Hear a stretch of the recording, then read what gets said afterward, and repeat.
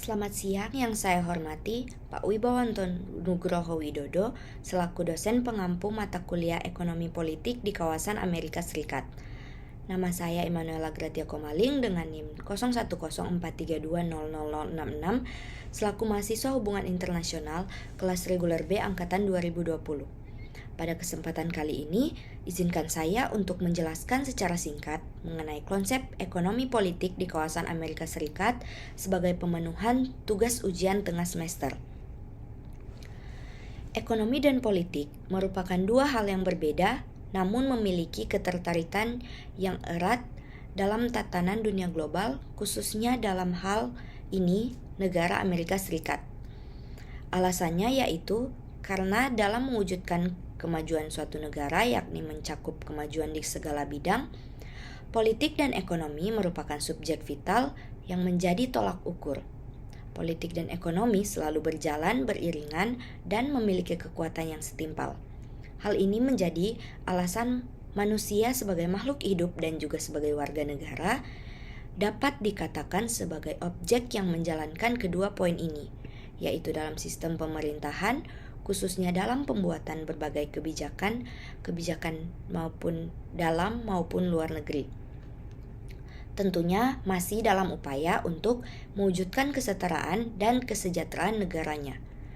Dalam jalannya sistem ekonomi politik Amerika Serikat, terdapat dua pandangan besar, yakni merkantilisme dan liberalisme ekonomi, di mana merkantilisme berbicara mengenai upaya mencapai proteksionisme negara dan liberalisasi ekonomi sendiri berbicara mengenai logika perdagangan yang cenderung menjauhkan diri dari intervensi pemerintah. Amerika Serikat sendiri sebagai negara superpower dalam tatanan global menerapkan sistem Bretton Woods, di mana sistem Bretton Woods ini digunakan sebagai alat untuk mewujudkan sistem ekonomi terbuka, terutama sebagai alat pemulih keadaan ekonomi pasca terjadinya Perang Dunia. Hal inilah yang mendorong Amerika Serikat beserta dengan segala kebijakannya menduduki peringkat teratas pemegang kekuasaan dan kebijakannya berpengaruh dalam tatanan dunia global maupun terhadap negara-negara lainnya. Amerika Serikat dalam menjalankan negaranya tak lepas dari campur tangan dari dunia militer beserta revolusinya yang juga mempengaruhi pembuatan kebijakan luar negerinya, apalagi pada era pasca Perang Dunia Pertama. Kebijakan luar negeri Amerika Serikat dibuat dan ditujukan kepada warga negaranya, baik yang tinggal di dalam maupun luar negeri. Selain itu, ada pun berbagai rezim yang terbentuk karena terjadi reformasi kepemimpinan dan sistem negara Amerika Serikat, yaitu rezim progresif, rezim kesepakatan baru, dan rezim neoliberal. Masing-masing rezim ini memiliki keunikan yang dijadikan suatu tanda, mulai dari rezim progresif yang ditandai dengan kemajuan perekonomian yang disebabkan oleh buruh, imigrasi, dan ekonomi industri. Yang kedua, rezim kesepakatan baru yang ditandai dengan pembaruan kebijakan mengenai dunia perindustrian pada saat setelah terjadi depresi besar-besaran.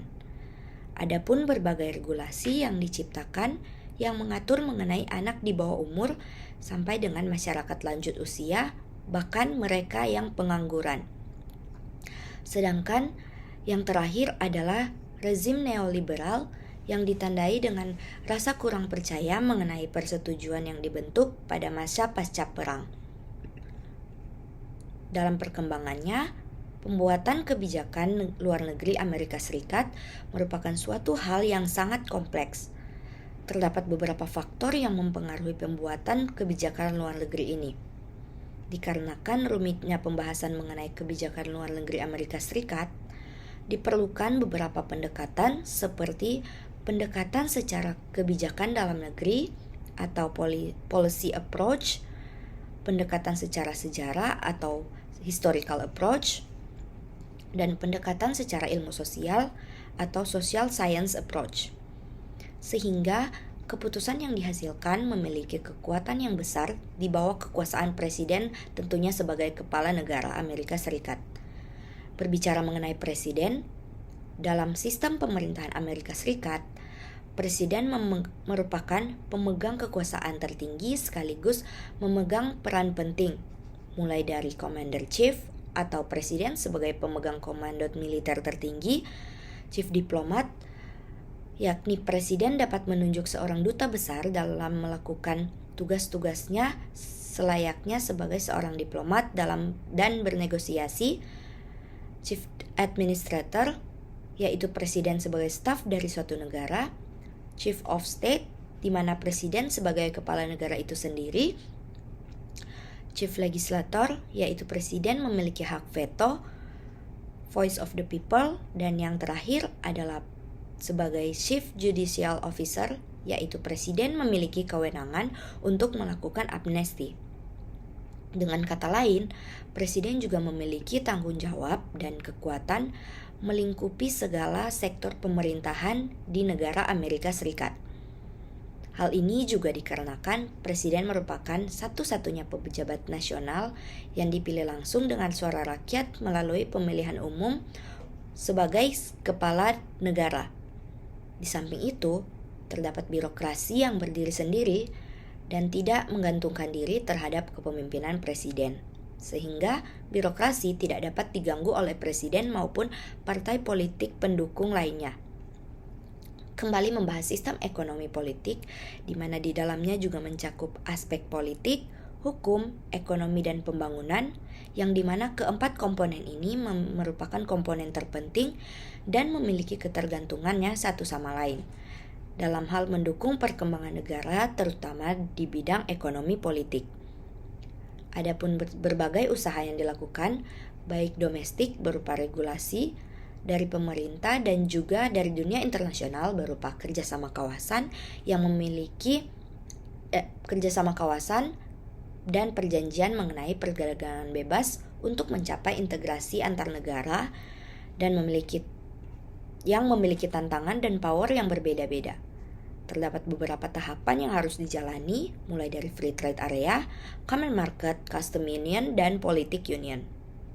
Proses perintegrasian program-program ini terkait perekonomian merupakan suatu hal yang rumit, apalagi di era perkembangan negara-negara di dunia, khususnya di era globalisasi ini.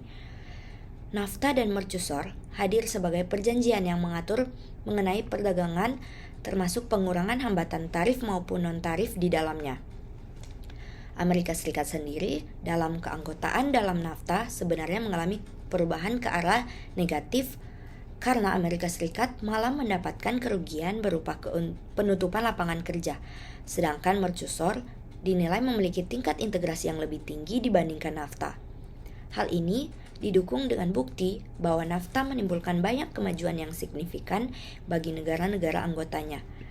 Salah satu dampak positifnya yaitu negara anggotanya dapat mengusahakan pembangunan kerangka liberalisasi dalam arus perdagangan internasional. Sehingga pada akhirnya sebagai negara superpower dalam kepemimpinan Joe Biden dan Kamala Harris, Amerika Serikat dengan penuh ambisi mempresentasikan strategi-strategi dan capaian dari Amerika Serikat sendiri dalam masa pemerintahan Biden-Harris ini. Dimulai dengan tantangan strategis di era pasca Cold War, maupun tantangan yang dialami oleh masyarakat global seperti masalah-masalah keamanan non-tradisional berupa climate change, masalah ekonomi yaitu inflasi, terorisme, dan sebagainya. Kebijakan dan strategi Amerika Serikat juga memiliki peran besar sebagai negara global power di tengah negara yang semakin tidak stabil, terutama masalah inflasi yang terjadi semenjak adanya pandemi COVID-19. Pada intinya, Amerika Serikat berusaha untuk memperkuat demokrasinya di dunia internasional, tidak hanya kerjasama dengan negara maupun kerjasama dengan institusi internasional untuk menambah dan memperkuat keamanan cyber, ekonomi, maupun teknologi. Selain itu, hal ini juga dilakukan tidak hanya untuk meningkatkan taraf hidup dari warga negara Amerika Serikat, namun juga kepada seluruh penduduk atau warga negara dunia. Sekian penjelasan dari saya, mohon maaf jika ada salah kata, selebihnya saya ucapkan terima kasih.